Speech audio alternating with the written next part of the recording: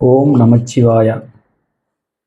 போன வீடியோவில் 9 கிரகங்களை பற்றி வரிசையாக எப்படி மனப்பாடம் பண்ணணும் அப்படிங்கிறத பார்த்தோம். இன்றைக்கி அந்த 9 கிரகங்களுக்கும் ஜோதிடத்தில் கொடுக்கப்பட்டுள்ள ஆண்டுகள் எவ்வளவு அப்படிங்கிறத பார்க்கலாம்.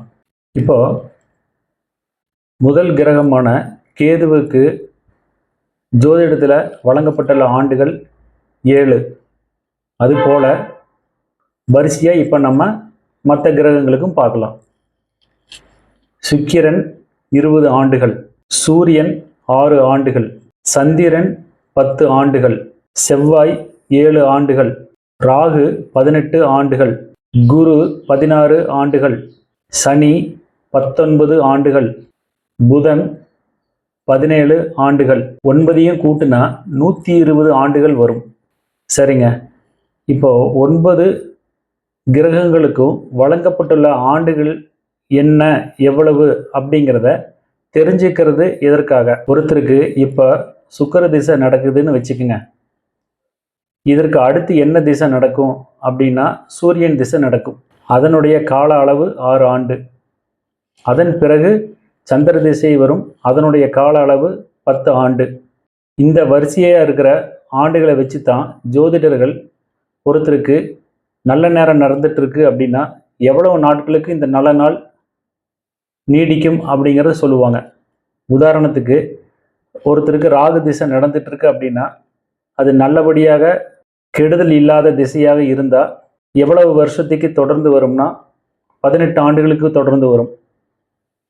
அதே ராகு திசை அவருக்கு கெடுபலனை கொடுத்துக்கிட்டு இருக்கு அப்படின்னா கஷ்டத்தை தாங்க முடியாத அந்த ஜாதகரை என்ன சொல்லுவார்?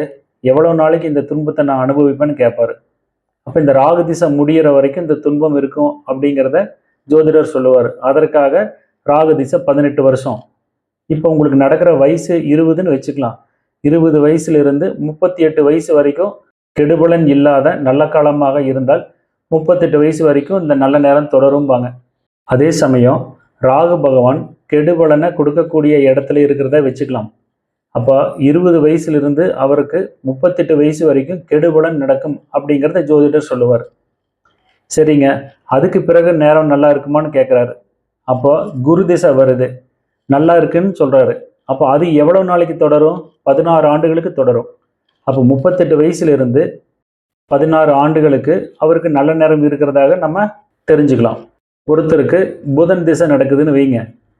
புதன் திசை 30 வயசில் துவங்கி இருக்கு அப்படின்னா 47 வயசு வரைக்கும் இந்த புதன் திசை நடக்கும். 47க்கு பிறகு மேலிருந்து, அதாவது கேதுவிலிருந்து நம்ம ஆரம்பிக்கணும். அப்போது 47 வயது முதல் 54 வயது வரை கேது திசை நடக்கும் அப்படிங்கிறத நம்ம இந்த வரிசையை வச்சு தெரிஞ்சுக்கலாம். போன வீடியோவை பார்த்த எனது நண்பர் என்ன கேட்டார்னா, கேது, சுக்கிரன், சூரியன், சந்திரன், செவ்வாய், ராகு, குரு, சனி, புதன் இந்த வரிசையை மனப்பாடம் பண்ணுறதுக்கு ஏதாவது எளிய வழி இருக்கான்னு கேட்டார்.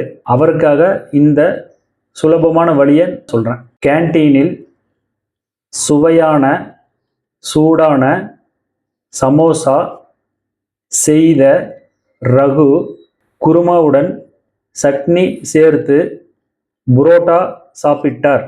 ஒவ்வொரு வார்த்தையோட முதல் எழுத்தையும் எடுத்துக்குங்க.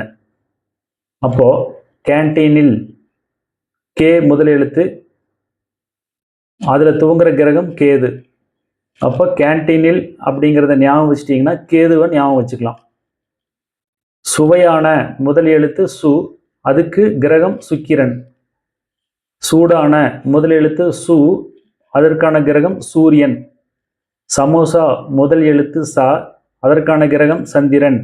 செய்த முதல் எழுத்து சே, அதற்கான கிரகம் செவ்வாய். ரகு முதல் எழுத்து ரா, அதில் துவங்குற மாதிரி அதனுடைய நெடிலெழுத்தா ராகுன்னு ஞாபகம் வச்சுக்கோங்க.